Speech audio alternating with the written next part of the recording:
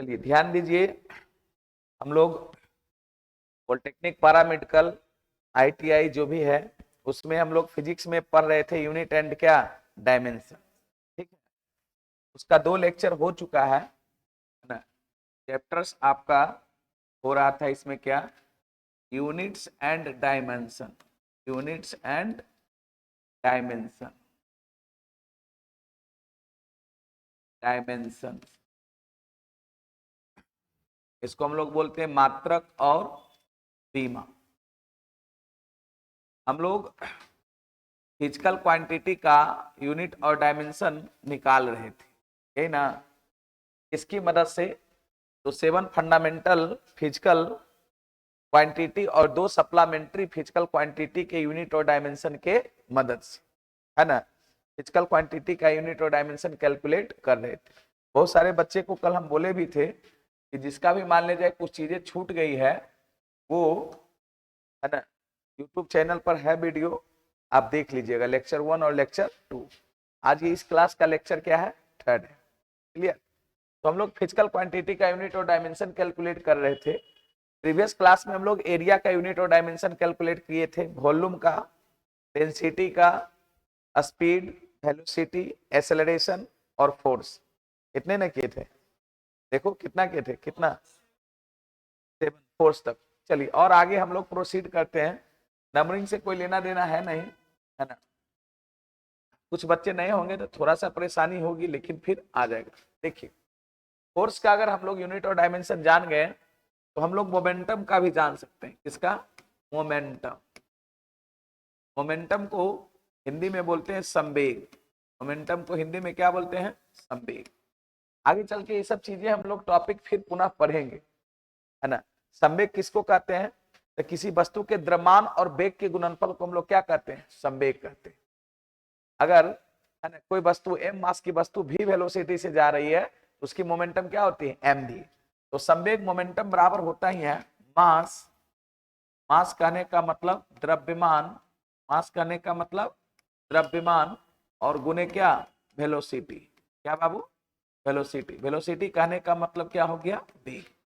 Momentum को हम लोग p से डिनोट करते हैं, ये वेक्टर क्वांटिटी, इसीलिए इसके ऊपर वेक्टर का साइन देंगे। p बराबर होता है क्या, mv। मोमेंटम का डायरेक्शन वही होता है जो वेलोसिटी का डायरेक्शन होता है, जो किसकी डायरेक्शन होता है, वेलोसिटी। ठीक है, p बराबर क्या, mv। अब ध्यान दीजिए, हमको एक्चुअली में इसका यूनिट और डायमेंशन कैलकुलेट करना है। क्या कैलकुलेट करना है, यूनिट और डायमेंशन। इसका हम लोग एसआई यूनिट की बात करते हैं, मोमेंटम का एसआई यूनिट क्या। अब सुनिए, मास का हम लोग एसआई यूनिट क्या पढ़े, केजी। फंडामेंटल यूनिट सिस्टम में हम लोग एसआई यूनिट सिस्टम में मास का फंडामेंटल यूनिट क्या पढ़े, केजी। और वेलोसिटी का मैंने आपके पढ़ाया था मीटर पर सेकेंड। तो मोमेंटम का जो यूनिट होगा केजी मीटर कितना पर सेकेंड, केजी मीटर पर सेकेंड। इसका सीजीएस यूनिट की हम लोग बात करेंगे। सीजीएस यूनिट मतलब सेंटीमीटर ग्राम सेकेंड यूनिट। तो सीजीएस यूनिट में मास को किस में मापते हैं, ग्राम में, और वेलोसिटी को किस में, सेंटीमीटर पर सेकेंड। इसका सीजीएस यूनिट हो जाएगा ग्राम सेंटीमीटर पर सेकेंड। ठीक, इसकी डायमेंशन की बात करेंगे। डायमेंशन मतलब बीमा, डायमेंशन मतलब बीमा। देखिए हम लोग सिर्फ अभी फिजिकल क्वांटिटी का यूनिट और डायमेंशन निकाल के आपको दिखा रहे हैं, डायमेंशन। तो मास का डायमेंशन क्या होता है, m, है ना। और इसका देखिए वेलोसिटी का होता है एल टी माइनस 1। वेलोसिटी का होता है आपको एल टी माइनस कितना 1। तो ये हो जाएगा कितना, ये आपको हो जाएगा एम एल टी माइनस 1। ये इसका मोमेंटम का डायमेंशन, संवेग का। क्लियर, लिखते जाइए और समझते भी जाइए, है ना। लिखते भी जाना है, समझते भी जाना है। हम लोग फिजिकल क्वांटिटी का यूनिट और डायमेंशन ही कैलकुलेट कर रहे थे। क्लियर, पूरा नहीं लिख पाए थे क्या, लेक्चर 1 लेक्चर 2 पूरा नहीं लिखे थे। चलिए, है यूट्यूब, है, हाँ ग्रुप है, प्रगति साइंस क्लासेस पटना के नाम। हाँ चलिए, तो मोमेंटम का हम लोग यूनिट और डायमेंशन कैलकुलेट कर लिए। देखिए हम लोग अगर एसआई यूनिट सिस्टम के अंतर्गत 7 फंडामेंटल फिजिकल क्वांटिटी और 2 सप्लीमेंट्री फिजिकल क्वांटिटी का यूनिट और डायमेंशन जानेंगे तो किसी भी फिजिकल क्वांटिटी के यूनिट और डायमेंशन को कैलकुलेट कर सकते हैं। बशर्ते उसके लिए हमको क्या चाहिए, सिर्फ उसका फॉर्मूला चाहिए, है ना, कि हाँ भाई संवेग P बराबर होता क्या है, mv। P बराबर क्या होता है, mv। चलिए संवेग हो गया।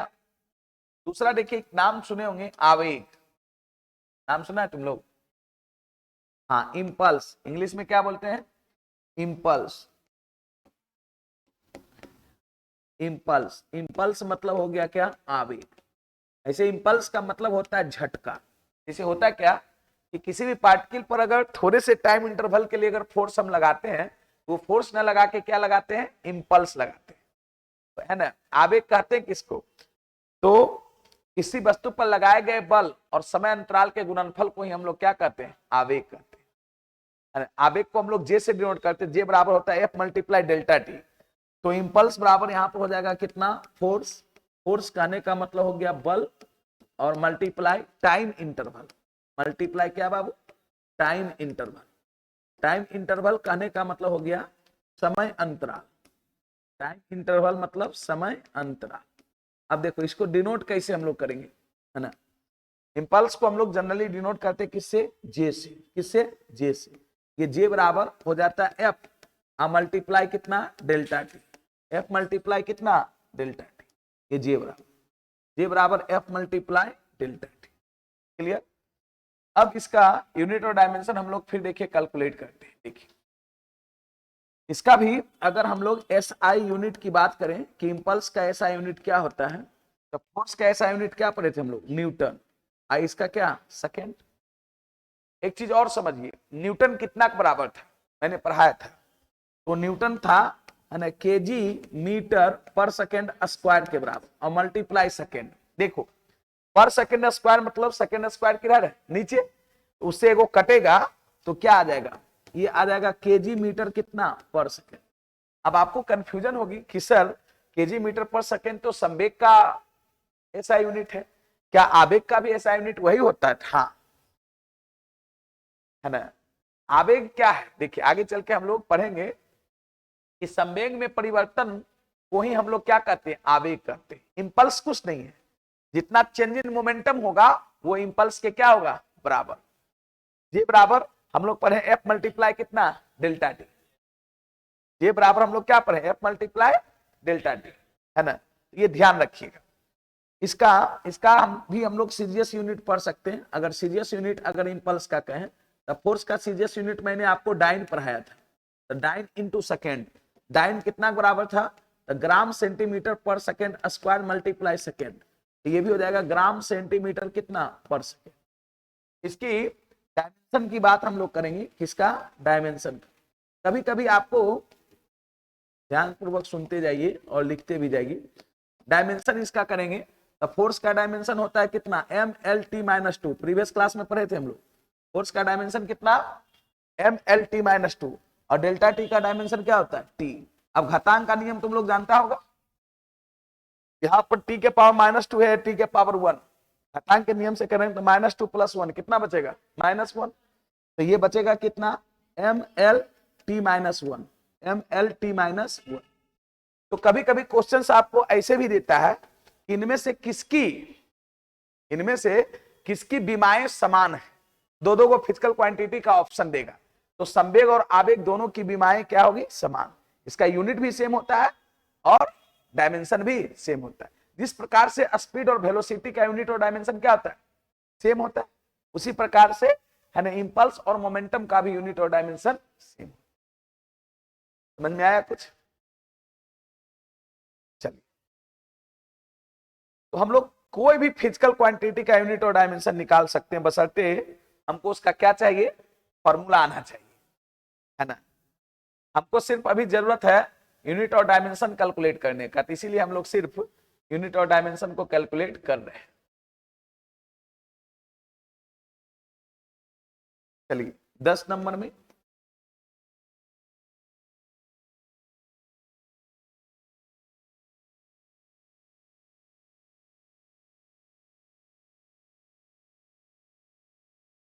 हो गया। देखिए और भी हम लोग एक नाम सुनेंगे, एंगुलर मोमेंटम। नाम सुने हैं? कोणीय वेग है। एंगुलर मोमेंटम क्या होता है? नहीं, कोणीय वेग नहीं, वो तो कोणीय संवेग हो जाएगा, है ना। एंगुलर वेलोसिटी की बात कर रहे हैं। कोणीय वेग, कोणीय वेग किसको कहते हैं? एंगुलर डिस्प्लेसमेंट बटे क्या? टाइम। थोड़ा सा देखिए, यहाँ पे आपको कोई कहेगा एंगुलर वेलोसिटी का, एंगुलर वेलोसिटी को हिंदी में बोलते हैं कोणीय वेग। हिंदी में क्या बोलते हैं? कोणीय वेग, एंगुलर वेलोसिटी। देखिए तो एंगुलर वेलोसिटी बराबर होता है angular displacement, angular displacement, angular displacement मतलब कोणीय विस्थापन, कोणीय विस्थापन, एंगुलर डिस्प्लेसमेंट मतलब कोणीय विस्थापन बटे कितना? टाइम, बटे कितना? टाइम। टाइम कहने का मतलब समय। इसको हम लोग डिनोट करते हैं ओमेगा। ये ओमेगा बराबर जो होता है वो थीटा बटे कितना होता है? टी होता है।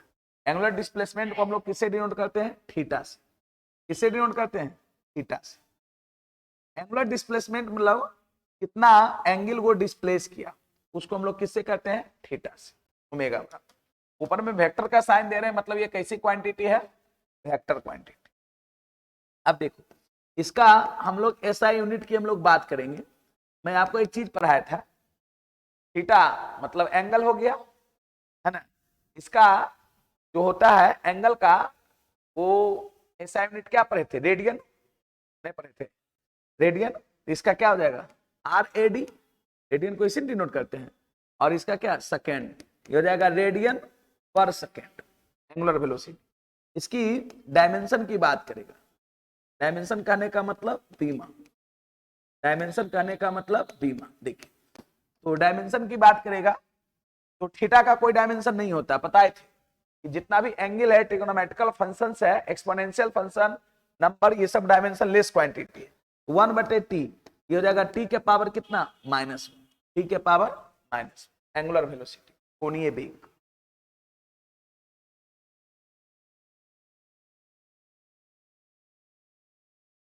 चलिए और देखिए हम लोग देखते हैं,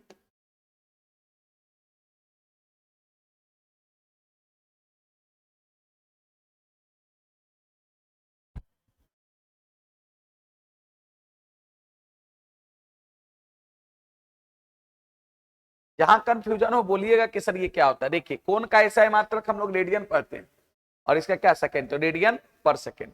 और थीटा का कोई डायमेंशन नहीं होता है, इसलिए 1/t, टी के पावर कितना हो जाएगा? -1।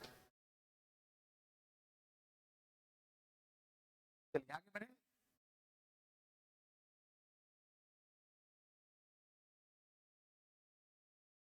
एक देखिए आप लोग इधर पढ़े होंगे, मतलब ग्रेविटेशन में एक Newton's universal laws of gravitation, है ना। न्यूटन के गुरुत्वाकर्षण का सार्वत्रिक नियम पढ़े हैं आप लोग? इसकी हम लोग थोड़ा सा चर्चा करते हैं। Newton's universal, Newton's universal laws of gravitation, laws of gravitation, laws of gravitation. Newton के गुरुत्वाकर्षण, न्यूटन के गुरुत्वाकर्षण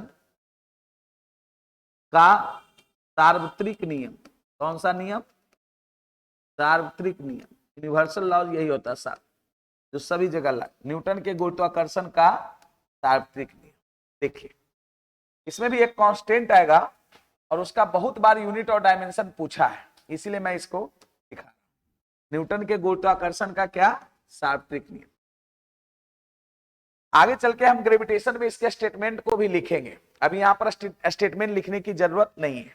देखिए न्यूटन का गुरुत्वाकर्षण का सार्वत्रिक नियम हमारा कहता क्या है? इस ब्रह्मांड में कोई भी दो वस्तु है जिसमें कुछ द्रव्यमान हो, इस ब्रह्मांड में, इस यूनिवर्स में कोई भी दो वस्तुएं जिसमें कुछ क्या हो? द्रव्यमान हो, मास हो, वो एक दूसरे को एक बल से अपनी ओर खींचती है, आकर्षण बल से।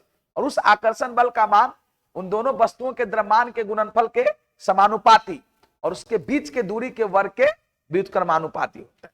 जैसे मैं एक बात करता हूं, यहाँ पे दो गो मास हम लोग ले लेते हैं। ये मास मान लिए m1 और ये मास मान लिए क्या m2, और उसके बीच की दूरी हम लोग क्या मान लिए r। तो होगा क्या कि दोनों ऑब्जेक्ट एक ही फोर्स, ऐसा नहीं कि अलग अलग, ये भी F फोर्स लगाएगा और ये भी इस पे क्या लगाएगा F। तो न्यूटन के गुरुत्वाकर्षण के शाब्दिक नियम से कहता है क्या, यहां पर जो ये F होगा, फोर्स का मान जो होगा वो डायरेक्टली प्रोपोर्शनल होगा m1 इंटू क्या m2 के, एंड यही फोर्स का मान जो होगा वो इनवर्सली प्रोपोर्शनल होगा किसके 1/r²। उनके बीच के दूरी के वर्ग के बीच क्रमानुपाती होता है। अब दोनों को अगर हम लोग कंबाइन करेंगे तो F बराबर क्या हो जाएगा बताओ, F बराबर नहीं, F डायरेक्टली प्रोपोर्शनल हो जाएगा कितना m1 इंटू m2 और बटे कितना r²। दोनों को एक साथ किए, ये अलग अलग लिखे पहले स्टेटमेंट, दोनों को एक साथ। अब आप सोच के देखिए, कहीं भी फिजिक्स में पॉसिबिलिटी को समानुपात के साइन को हटाने के लिए हम लोग एक कांस्टेंट देते हैं। क्या देते हैं कांस्टेंट। यहां पर भी हम लोग एक कांस्टेंट देंगे F बराबर ये कैपिटल G है ना m1 इंटू m2 और बटे कितना r²। जनाब ये जो G होता है वेयर, इसी के बारे में हमको जानना है। वेयर G बराबर जो होता है इसको हम लोग बोलते हैं यूनिवर्सल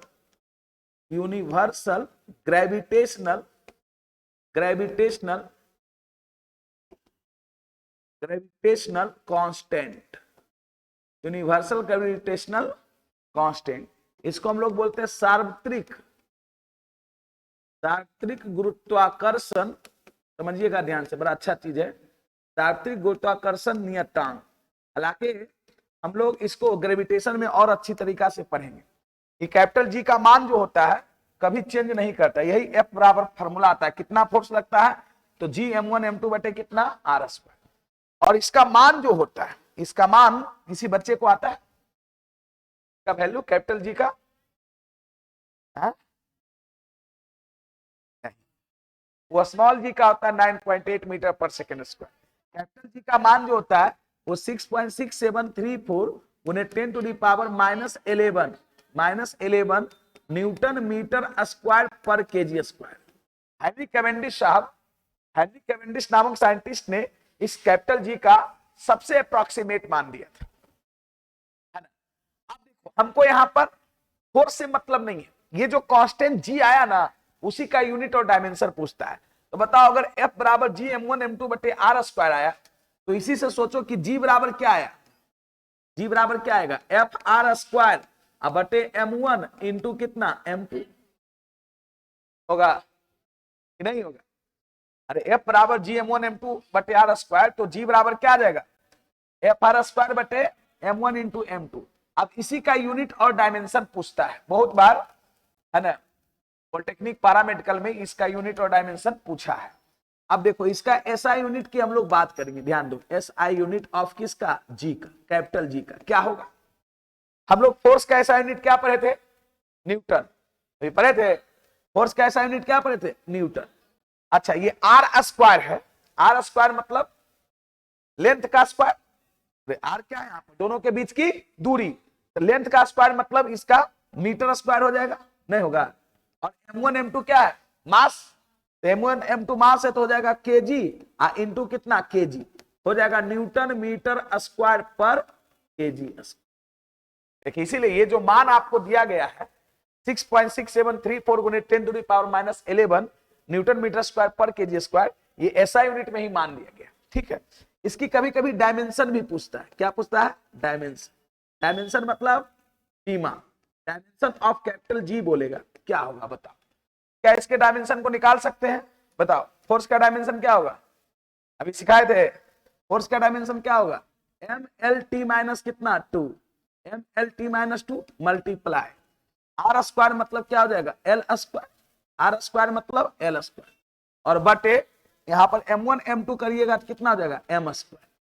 अब घातांक का नियम तुम लोग को आता है ना, ये m यहां पर m के पावर कितना है 1, यहां पर कितना है 2, ये ऊपर जाएगा क्या हो जाएगा m के पावर -1 हो जाएगा ना। ये l है और l², l है और l² मिलके क्या हो जाएगा l³ और t के पावर कितना -2, यही इसका डायमेंशन हो गया, किसका? कैपिटल जी का। किसका डायमेंशन हो गया? कैपिटल जी का।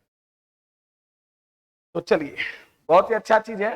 हालांकि ये चीजें हम फिर से ग्रेविटेशन में पढ़ेंगे, है ना।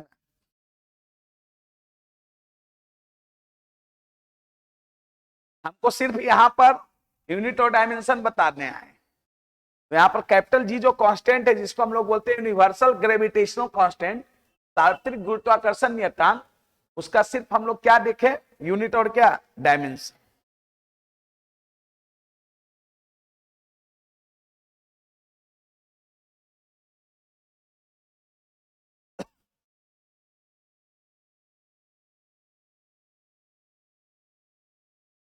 इसका वैल्यू भी याद रखिएगा, ये वैल्यू भी बहुत बार पूछता है।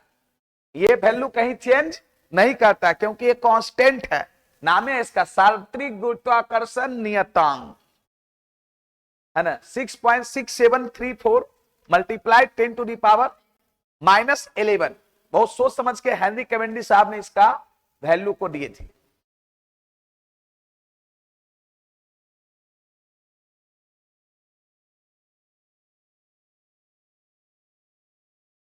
हो गया।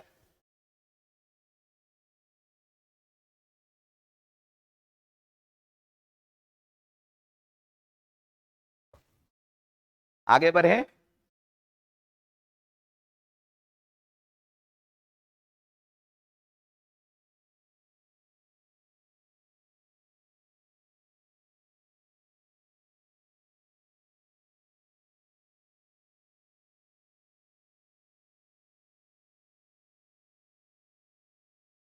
चलिए, अगला फिजिकल क्वांटिटी की ओर बढ़ते हैं हम लोग।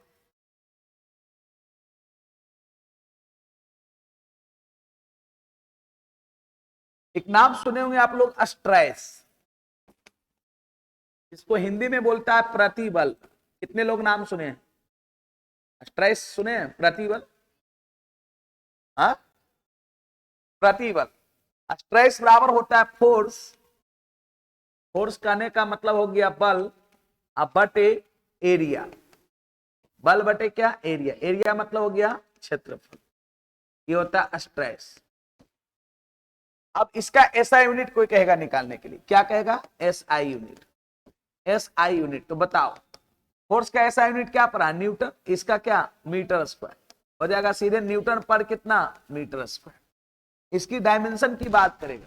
किसकी बात? डायमेंशन का। डायमेंशन मतलब बीमा। इसका डायमेंशन स्ट्रेस का।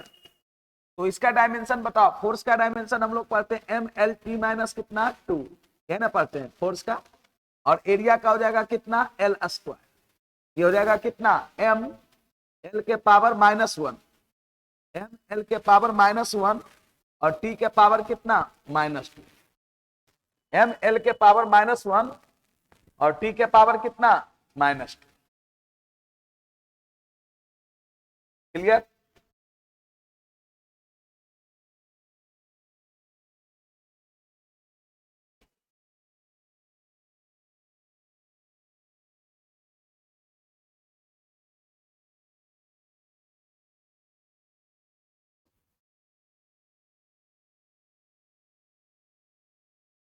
इसकी डायमेंशन है स्ट्रेस।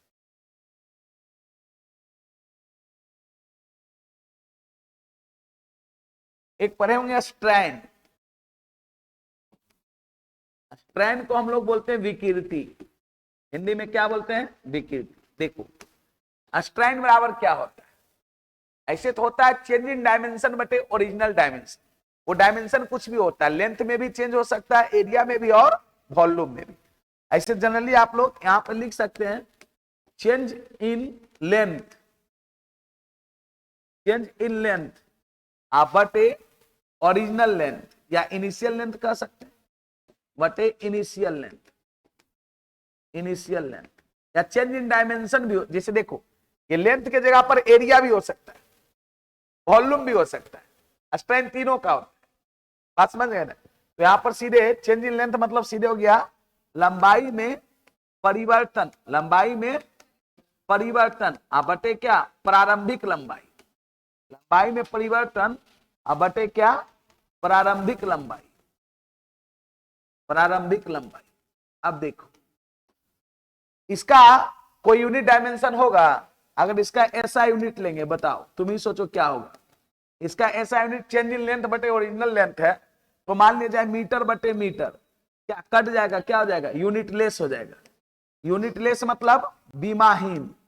इसको हिंदी में क्या बीमाहीन करें? मात्रकहीन। यूनिट लेस मतलब क्या हो गया?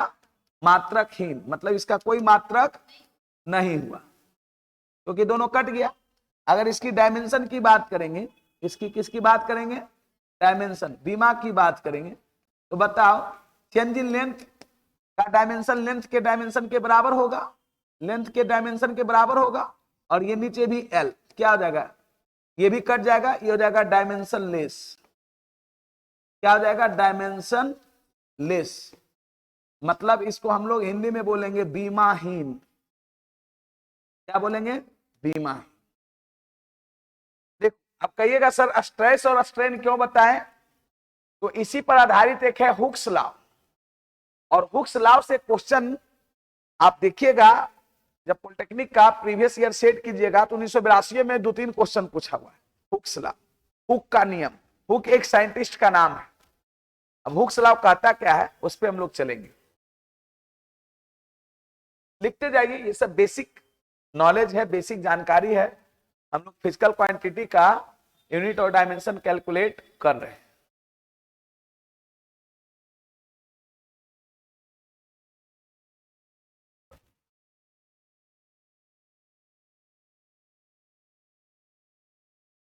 इसका सिर्फ स्ट्रेन का, विकृति का कोई भी यूनिट और डायमेंशन नहीं।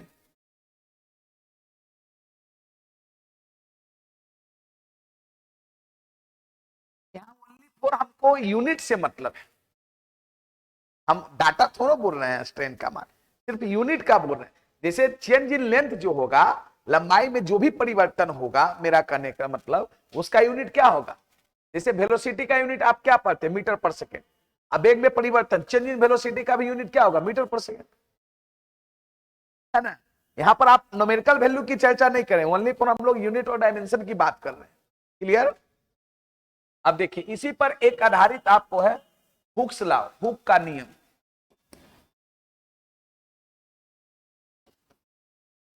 हुक्स लॉ, हुक का नियम। देखिए हुक्स लॉ कहता क्या है, इससे बहुत सारा क्वेश्चंस आपको निकलेगा फिजिक्स में।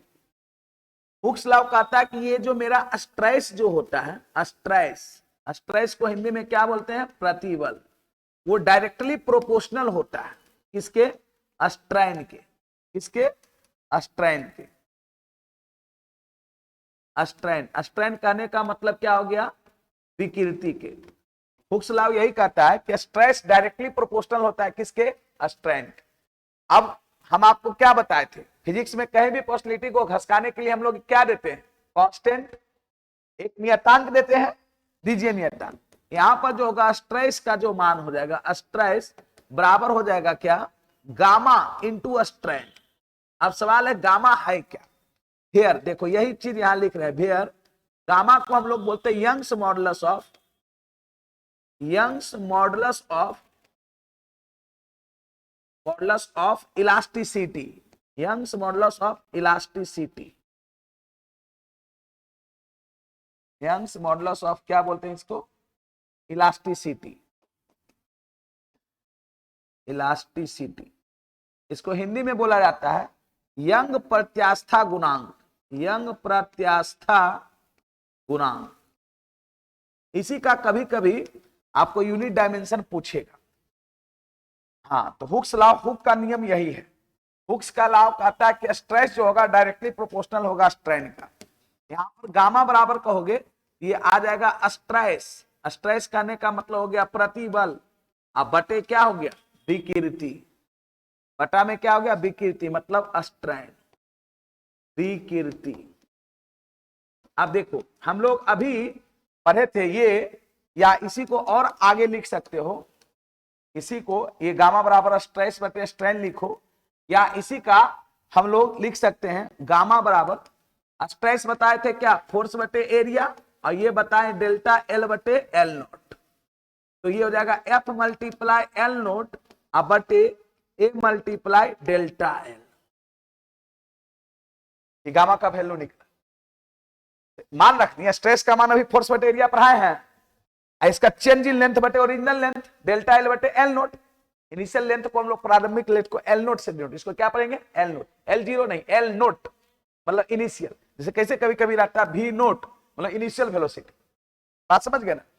तो यहां पर गामा का मान हमको जो आ गया, गामा का मान जो हमको आ गया, देखिए यही क्या आ गया, गामा का मान जो आ गया, इसको आप इसको इस तरीका से भी घेर के लिख सकते हैं, यही गामा का वैल्यू। अब इसका एस आई यूनिट की बात करेगा, S I unit, S I unit of gamma देखो क्या आएगा।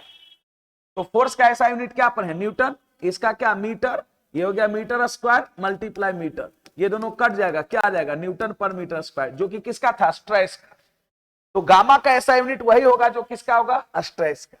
इसका डायमेंशन भी अगर कहेगा तो वही होगा जो किसका होगा स्ट्रेस का। स्ट्रेस मतलब प्रतिबल है ना गामा का। अब फोर्स का डायमेंशन क्या पढ़ा M L T minus two, M L T minus two multiply L naught मतलब क्या हो गया एल बटे, यहां पर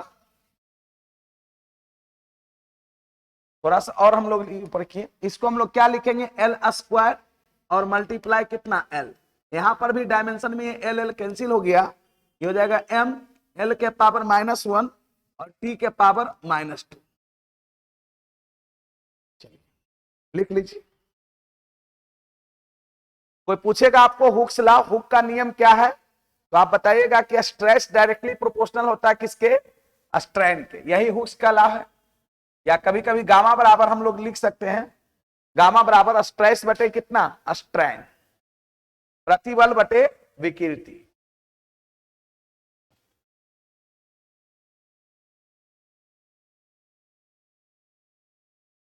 इसको गामा को क्या बोलते हैं यंग्स मॉडुलस ऑफ इलास्टिसिटी,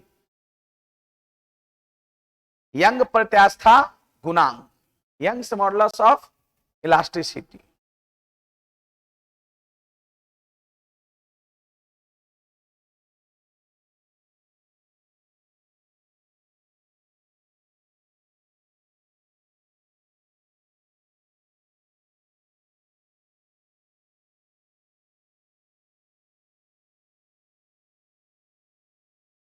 चलिए आगे बढ़े।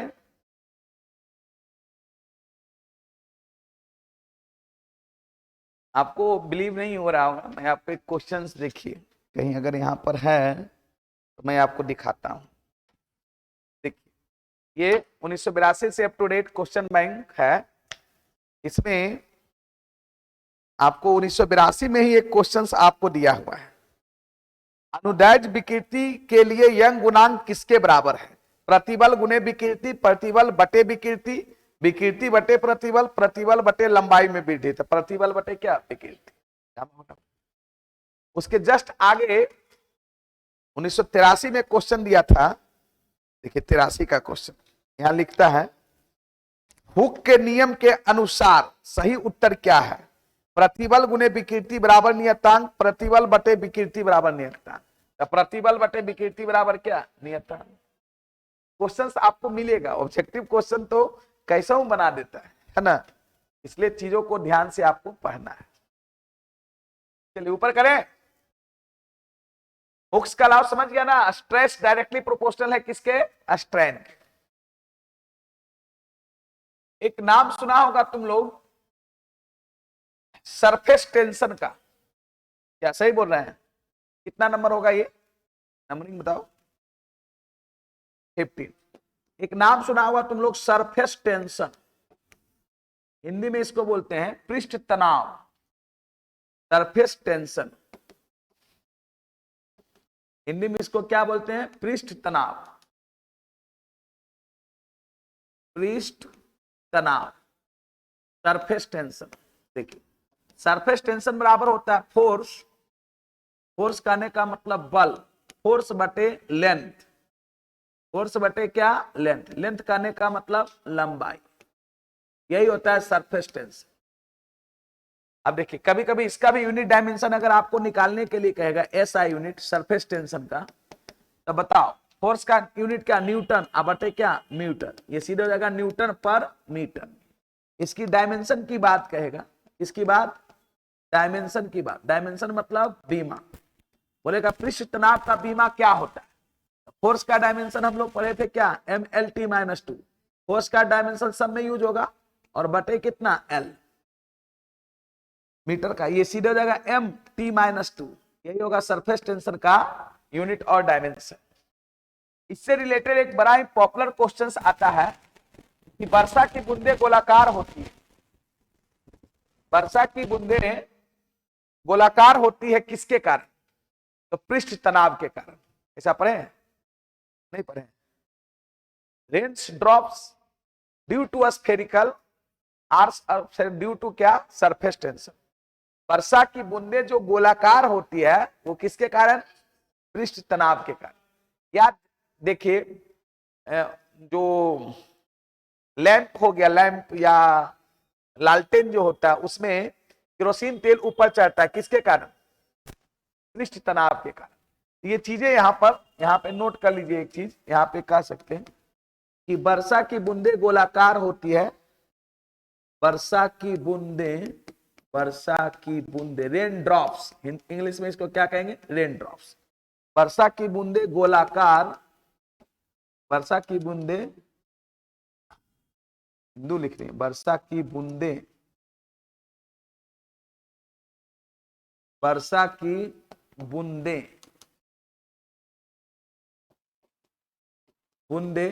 पृष्ठ तनाव के कारण, किसके कारण, है ना, वर्षा की बूंदें पृष्ठ तनाव के कारण, पृष्ठ तनाव के कारण गोलाकार होती है, स्फेरिकल होती है। गोलाकार मतलब क्या हो गया, स्फेरिकल, स्फेरिकल गोलाकार होती है। कोई पूछेगा कि वर्षा की बूंदें गोलाकार किसके कारण होती है, पृष्ठ तनाव के कारण। चलिए आगे थोड़ा सा और चलते हैं। 17 नंबर, नंबरिंग तो ऐसे ही करते जा रहे हैं, वो सीधे फिजिकल क्वांटिटी का आपको यूनिट और डायमेंशन निकाल के आपको बताया जा रहा है। नहीं, फर्स्ट चैप्टर से, वो भी लेक्चर नंबर 3, 2 लेक्चर और इसका निकला है।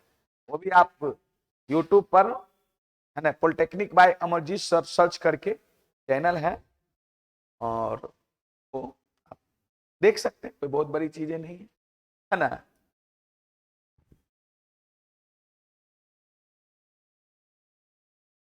प्राइवेट किया हुआ होगा, दिखता है, प्राइवेट कर दिया गया। ये नया चैनल है, ऐसे तो PSC एडुकेयर यूट्यूब चैनल भी हमारा कोचिंग का है, प्रगति साइंस क्लासेस भी है, तो सबको सेपरेट कर दिए। पॉलिटेक्निक के कोर्स, पैरामेडिकल, अब सबको एक ही चैनल पे डालने पर होता क्या था ना, जैसे आपको अब 11 12 के वीडियो से कोई मतलब है नहीं, हाँ, तो इसीलिए चैनल को थोड़ा सा अलग कर दिए। तो मैथ पढ़ाएंगे जो, है ना, बात समझे। चलिए, एक आप लोग पढ़े होंगे मोमेंट ऑफ इनर्शिया, जड़त्व आघूर्ण पढ़े, मोमेंट ऑफ इनर्शिया जड़त्व आघूर्ण। आई बराबर क्या होता है, mr², नहीं पढ़े, कोई बात नहीं, भूल गए तो हम बता रहे हैं। जो मोमेंट ऑफ इनर्शिया, इनर्शिया इसको बोलते हैं, हिंदी में बोलते हैं जड़त्व आघूर्ण। जो नहीं जानता लिख लो, मोमेंट ऑफ इनर्शिया जड़त्व आघूर्ण, इसको डिनोट करेंगे आई से।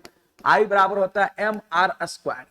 फिर m क्या होता है, मास, m क्या होता है, मास, और r क्या होता है, perpendicular distance. Moment of inertia, जैसे मान लो ये एक्सिस के अराउंड, ये कोई एक्सिस है, और m मास की कोई वस्तु, m मास की वस्तु यहाँ से r से इस प्रकार से घूम रही है, ये रिवॉल्व कर रही है इस प्रकार से, ऐसे घूम रही है ना, ये एक्सिस इसका हो गया, एक्सिस, एक्सिस के अबाउट ऐसे। अरे नहीं होता है, आप लोग बचपन में ऐसा खेले होंगे, एक एक्सिस रहता था, उस पर घूमता था इस तरह, है ना। ये मोमेंट ऑफ इनर्शिया, आई बराबर क्या होता है, mr²। तो यही इसका फॉर्मूला हो गया, आई बराबर कितना, mr², मास और जो परपेंडिकुलर डिस्टेंस उसका स्क्वायर। इसका एसआई यूनिट की बात करेंगे, एसआई यूनिट, तो मास का एसआई यूनिट क्या होता है? केजी, और आर स्क्वायर मतलब मीटर स्क्वायर, हो जाएगा कितना? KG metre square. इसकी डायमेंशन की अगर बात करेंगे, किसकी बात? डायमेंशन की। डायमेंशन मतलब बीमा। डायमेंशन की हम लोग बात करेंगे तो मास का डायमेंशन क्या हो जाएगा? एम होगा, और इसका क्या हो जाएगा? एल स्क्वायर, एन होगा, हो जाएगा एम एल स्क्वायर। क्या हो जाएगा? एम एल स्क्वायर, ये इसका डायमेंशन।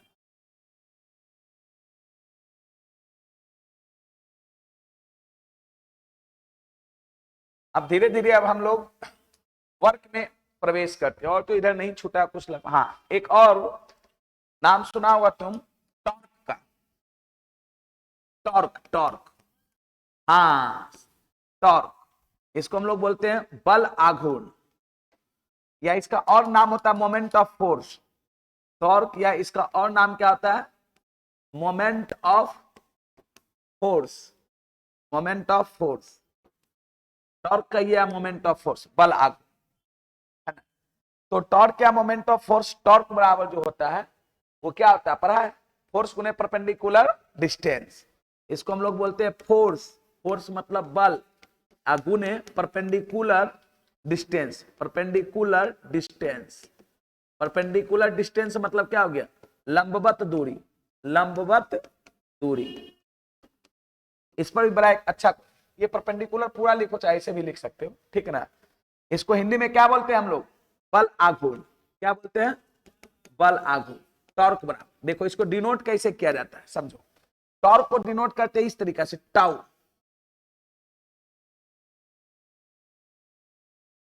ऐसे टाउ बराबर एफ गुने कितना? एल। ये क्रॉस प्रोडक्ट होता है, ये क्या होता है? दोनों क्रॉस प्रोडक्ट, ये दो वेक्टर का क्रॉस प्रोडक्ट होता है। कौन? टॉर्क। टॉर्क जो होता है दो वेक्टर का क्रॉस प्रोडक्ट, ये टाउ है, डिनोट करते हैं टॉर्क, है ना। ये वेक्टर क्वांटिटी, ये क्रॉस प्रोडक्ट है फोर्स और एल का। अब देखिए इसका हम लोग यूनिट और डायमेंशन अगर इसका निकालेंगे, इसका यूनिट और डायमेंशन, तो एस आई यूनिट अगर निकालने जाएंगे टॉर्क का, तो फोर्स का न्यूटन इंटू क्या? मीटर, न्यूटन मीटर, है ना, एनएम। इसकी डायमेंशन की बात करेंगे, उसको तुम तोड़ भी सकता है न्यूटन का। डायमेंशन की बात करेंगे तो डायमेंशन मतलब हो गया क्या? बीमा। तो फोर्स का डायमेंशन क्या पढ़ा है? M L T minus two, और इसका क्या? इंटू एल, इंटू कितना? एल। ये हो जाता है कितना? M L square T minus two, M L square T minus two, ये टॉर्क है। क्या बोलो ना, कोई कंफ्यूजन है तो हमसे बोलो। टॉर्क, इसी को हिंदी बोलते हैं और moment of force, moment of force. Torque है, टॉर्क, TORQ, टॉर्क। हाँ, और मतलब या इसी का दूसरा नाम मोमेंट ऑफ फोर्स, बल आघूर्ण। फोर्स गुने परपेंडिकुलर डिस्टेंस होता है, ये परपेंडिकुलर ऐसे लिखनी है, परपेंडिकुलर लंबवत दूरी। एक क्वेश्चंस आप लोग पढ़े होंगे, साधारण तुला किस सिद्धांत पे कार्य करता है? बल आघूर्ण के सिद्धांत पर। ऐसा पढ़े क्वेश्चन? देखिए हम उसको समझाते हैं, नोट करके आप यहां भी पॉइंट लिख सकते हैं, नोट करके यहां भी पॉइंट लिख सकते हैं। साधारण तुला, साधारण तुला कहो या इसी को दंड तुला भी कहते हैं। क्या कहते हैं? दंड तुला। इंग्लिश में क्या बोलते हैं? Simple balance, simple balance, simple balance. साधारण तुला या दंड तुला है? लिखे टॉर्क, ये परपेंडिकुलर डिस्टेंस, ये मल्टीप्लाई है, अरे ये परपेंडिकुलर ऐसे लिख सकता है ना, ऐसे परपेंडिकुलर डिस्टेंस लिखे, DISTANC, लंबवत दूरी। अच्छा उसको लैंग्वेज में लिखने क्या? अच्छा लो लो, समझ में तुम लोग को थोड़ी सी परेशानी हो गई, चलो कोई बात नहीं। हम सोचे साइन में लिख दिए जगह बचाने के लिए कि परपेंडिकुलर, परपेंडिकुलर डिस्टेंस हो गया। हिंदी तो लिखल है ये लंबवत दूरी। अरे ये परपेंडिकुलर का मैथमेटिक्स में साइन नहीं देता है, तो वही साइन दे दिए थे। अच्छा चलिए कोई बात नहीं, नहीं समझे तो पूछे, अच्छी बात। देखिए साधारण तुला या दंड तुला जो होता है बल आघूर्ण के सिद्धांत पर, किसके सिद्धांत पर? बल आघूर्ण के, टॉर्क के सिद्धांत पे कार्य करता है। बल आघूर्ण मतलब हो गया टॉर्क। बल आघूर्ण के सिद्धांत पर, प्रिंसिपल पर, के सिद्धांत पर कार्य करता है, के सिद्धांत पर कार्य करता है। देख रहे हैं कितना ये सब क्वेश्चन बताते जा रहे हैं, सब कहीं भी क्वेश्चन पूछता रहता है। आप कहिएगा सर ये बल आघूर्ण के सिद्धांत पे कैसे कार्य करता है, थोड़ा सा बताइए हमको। तो साधारण तुला आप लोग देखे होंगे, ऐसा तो नहीं लगता कोई व्यक्ति की साधारण तुला नहीं देखा हो। साधारण तुला का शेप कैसा होता है? कुछ इस प्रकार से होता है। यहाँ बीच में क्या लगा रहते हैं? डंडी ऐसे रहता है जी, बीच में मिडिल पॉइंट पे। इधर उधर रहेगा तो गड़बड़ हो जाएगा। एक तरफ इस तरीका से हम लोग क्या करते हैं, इसमें बेट चढ़ाते हैं, और एक तरफ क्या, सामान को। देखो क्या टॉर्क ये काम करता है, समझो ध्यान से, थोड़ा सा समझने की चीजें हैं। जैसे इसमें होता क्या है, मान लो इसमें 1 kg का बेट चढ़ाए हैं, ठीक है। इसमें इसका बेट नीचे लग रहा है, फोर्स किधर लग रहा है? नीचे। परपेंडिकुलर डिस्टेंस यही है, यही फोर्स का डायरेक्शन। ये क्या है? फोर्स। और ये किसका है? एल का। एफ गुने एल का डायरेक्शन इसमें ऐसे जाता है। और इसमें जैसी कोई सामान, अब 1 kg लिए तो कोई वस्तु ऐसे ना तुला ऐसे करते, 1 kg कोई वस्तु यहां चढ़ाए, तो इसमें फोर्स किधर लग रहा है? फोर्स का डायरेक्शन इधर, परपेंडिकुलर डिस्टेंस इसका इधर, तो एफ गुने एल होता है। तो एफ गुने एल इसका डायरेक्शन इधर। देखो इसमें जो क्या होता है, इसमें टॉर्क लगता है एंटी क्लॉकवाइज। एंटी क्लॉकवाइज मतलब घड़ी के विपरीत दिशा। ध्यान से समझो, इसमें टॉर्क किधर लगता है? देखो क्रॉस प्रोडक्ट आगे चल के पढ़ाएंगे वेक्टर में, स्केलर वेक्टर में वेक्टर प्रोडक्ट और क्रॉस प्रोडक्ट दोनों पढ़ाएंगे। क्रॉस प्रोडक्ट वेक्टर क्वांटिटी होता क्या है कि इसमें जो टॉर्क लगा किधर? एंटी क्लॉकवाइज, इसमें टॉर्क लगा क्लॉकवाइज। जितना एंटी क्लॉकवाइज टॉर्क लगा उतना ही सेम क्लॉकवाइज टॉर्क लगेगा, तो तुला क्या हो जाएगा? बैलेंस हो जाएगा, अन्यथा वो बैलेंस। इसी सिद्धांत पे ये कार्य करता है। जैसे नेट टॉर्क का मान 0 होगा ना, जब तक नेट टॉर्क का मान 0 नहीं होगा तब तक वस्तु आप चढ़ाते रहिए। अरे इधर बटखारा चढ़ाया 1 kg, इधर टॉर्क किधर लग रहा है? इस डायरेक्शन में। इधर इसमें टॉर्क इस डायरेक्शन में लग रहा है, क्लॉकवाइज। तो दोनों नेट टॉर्क का मान 0 होगा, जैसे नेट टॉर्क का मान 0 होगा तुला क्या हो जाएगी? बैलेंस हो जाएगी। जब तक नेट टॉर्क का मान 0 नहीं होगा तुला बैलेंस नहीं। बात समझे? एकदम मोस्ट इंपॉर्टेंट ये क्वेश्चन है कि साधारण तुला या दंड तुला जो है बल आघूर्ण के सिद्धांत पे कार्य करती। क्या क्या बोल रहे हैं? नहीं समझ में आया है? नहीं कोई दिक्कत हो तो देखिए बेहिचक पूछिए। यहाँ पे ऐसा नहीं कि पूछने पर हम आपको डंडा मारने लगेंगे, ऐसी कोई बात नहीं है। आपको जो परेशानी होती है, जितना हमें क्षमता होगी हम बताने का प्रयास करेंगे, इसलिए बेहिचक आप पूछिए। चलिए ऊपर करें इसको।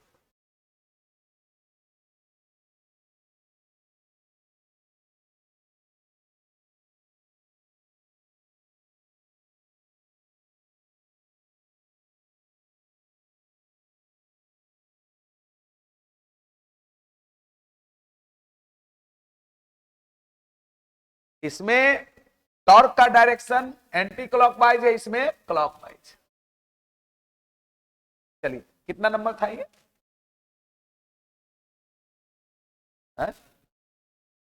17। चलिए अब 18 नंबर। अब वर्क के बारे में आइए। वर्क आप लोग पढ़े होंगे। वर्क, वर्क कहने का मतलब कार्य। वर्क क्या है? तो ये फोर्स और डिस्प्लेसमेंट का डॉट प्रोडक्ट होता है, या इसी को हम लोग लिखते हैं F S cos theta, F dot S. Work क्या है? वर्क जो है फोर्स और डिस्प्लेसमेंट का क्या होता है? डॉट प्रोडक्ट होता है। इसी को शॉर्ट में लिखते हैं डब्ल्यू बराबर F S cos theta, F S cos theta. देखिए यही डब्ल्यू बराबर मेरा आ गया एफ एस कॉस थीटा।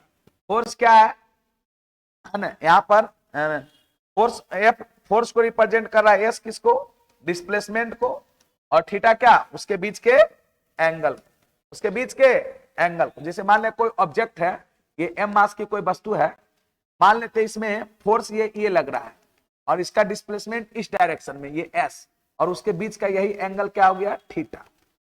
उसके बीच का यही कोण क्या हो गया, थीटा। तो W बराबर क्या होता है, F S cos theta.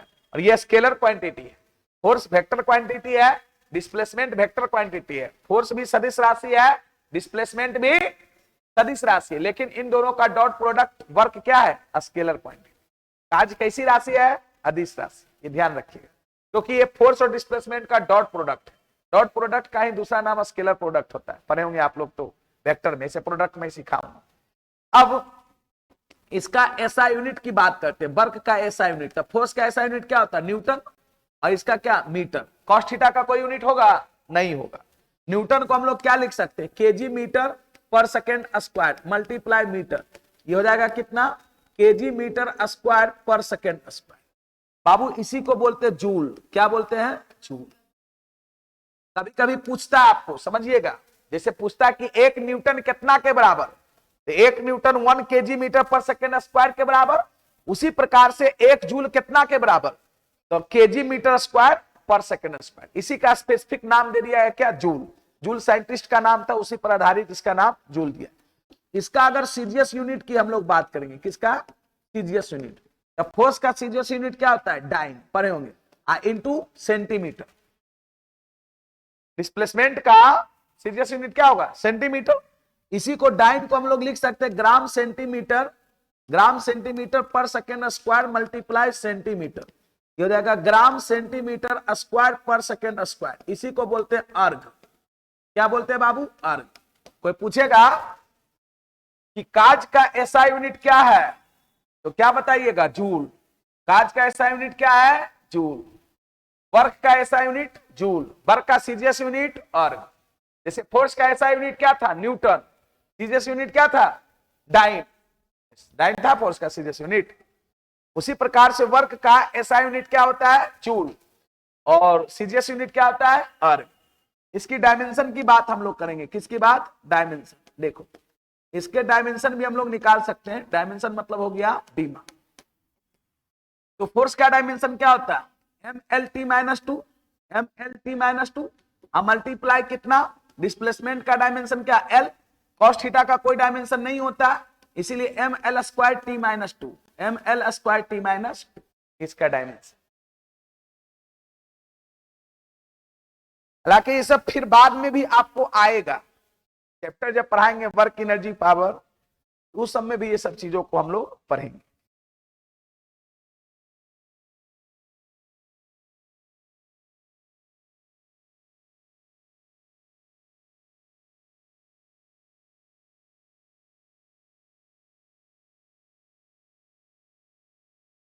W बराबर क्या होता है, एफ कॉस थीटा। F हो गया बल, फोर्स, S हो गया डिस्प्लेसमेंट, और थीटा फोर्स और डिस्प्लेसमेंट के बीच का एंगल। यहां पर तो सिर्फ हमको डायमेंशन का काम है, इसीलिए हम ज्यादा और भी कुछ चीजों को लिख नहीं रहे।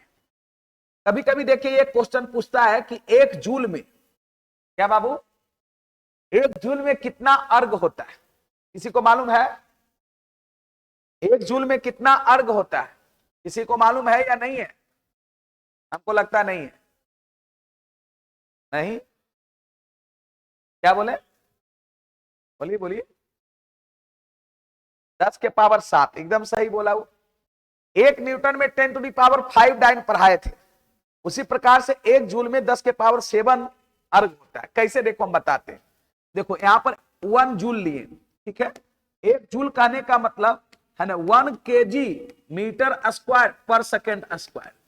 इसको हम लोग लिखेंगे 1 केजी मीटर स्क्वायर बटे कितना, सेकेंड स्क्वायर। ध्यान देगा, 1 केजी में कितना ग्राम, 10 के पावर 3 ग्राम। 1 मीटर स्क्वायर में 10 के पावर 4 सेंटीमीटर स्क्वायर, और बटे कितना, सेकेंड स्क्वायर। ये 5 का स्क्वायर नहीं है, सेकेंड स्क्वायर। 1 केजी में 10 के पावर 3 ग्राम पढ़े हैं, अरे 1 केजी में 1000 ग्राम होता है ना। 1 मीटर स्क्वायर में 10 के पावर 4 सेंटीमीटर स्क्वायर। 1 वर्ग मीटर में 10,000 वर्ग सेंटीमीटर। घातांक के नियम से 3 और 4 को जोड़िएगा तो 10 के पावर कितना आएगा, 7। ये हो गया ग्राम सेंटीमीटर स्क्वायर पर सेकेंड स्क्वायर। जनाब इसी को हम लोग क्या बोलते हैं, अर्ग। क्या बोलते हैं, अर्ग। मतलब एकदम ध्यान रखिएगा कि 1 जूल में जो होता है, 1 जूल में वो 10⁻7 अर्ग होता है। भूलना नहीं है, कभी भी आपको कन्वर्ट करने के लिए दे सकता है, या डायरेक्ट भी क्वेश्चन पूछता है, या एक अर्ग में उल्टा अगर पूछेगा, एक अर्ग बराबर तो हो जाएगा उल्टा इधर जाएगा तो 10⁻⁻7 क्या चीज, जूल। एक अर्ग में हो जाएगा 10⁻⁻7 क्या चीज, जूल।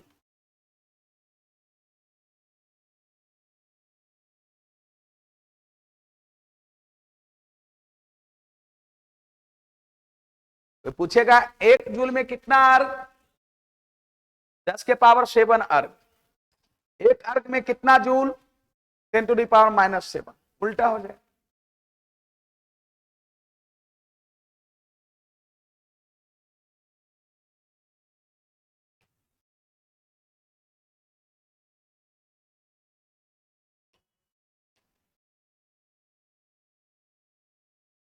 हो गया।